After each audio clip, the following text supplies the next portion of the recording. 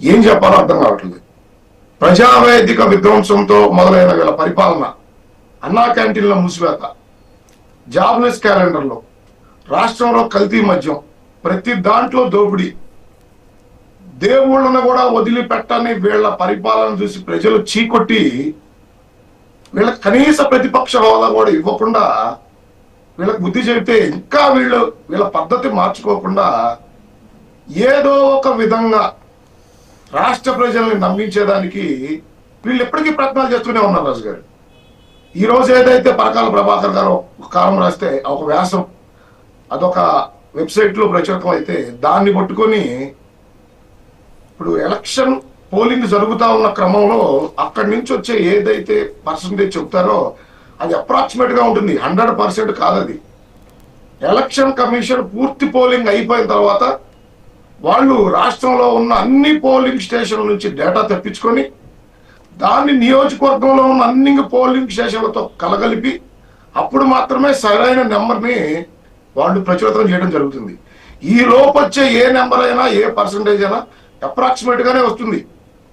ఇన్ని ఎలక్షన్లు చూసినా మోహన్ రెడ్డి గారికి ఆ అంశం తెలియదా అంటే తెలుసు, కానీ ఏదో ఒక విధంగా రాష్ట్ర ప్రజల్ని మభ్యపెట్టే ప్రయత్నం.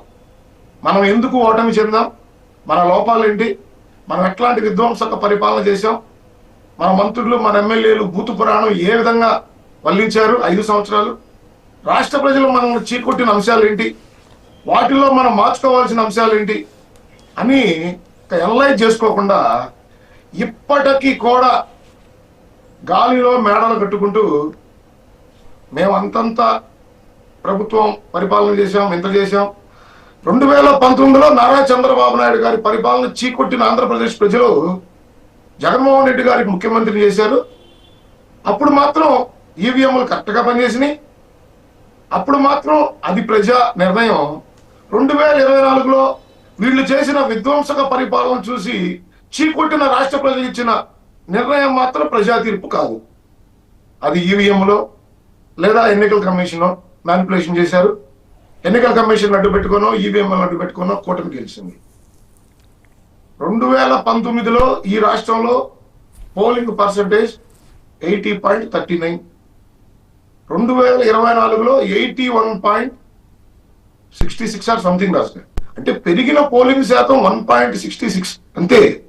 దీంట్లో ఏదో అద్భుతాలు జరిగిపోయి ఏదో మ్యానిపులేట్ చేసి ఏదో చేసేసి కూటమి గెలిచిందని మాట్లాడుతూ ఉన్నారంటే రాష్ట్ర ప్రజలు గమనిస్తా ఉన్నారు. రాజు గారు ఈరోజు కూటమి గెలుపు రాష్ట్ర ప్రజల నిర్ణయం. వీళ్ళ దుర్మార్గపు దోపిడీ విధ్వంసక పరిపాలన భరించలేని ఆంధ్రప్రదేశ్ ప్రజలు వీళ్ళ అబద్ధ ప్రచారాలతో ఏదైతే 2019లో అధికారంలోకి వచ్చారో అక్కడ నుండి వీళ్ళు చేసిన పరిపాలన ప్రతి అంశంలో వీళ్ళ దోపిడీ, వీళ్ళ దుర్మార్గపు ఆలోచనలు, వికృత చేష్టలు, బూతు పురాణాలు వీటన్నిటిని భరించలేక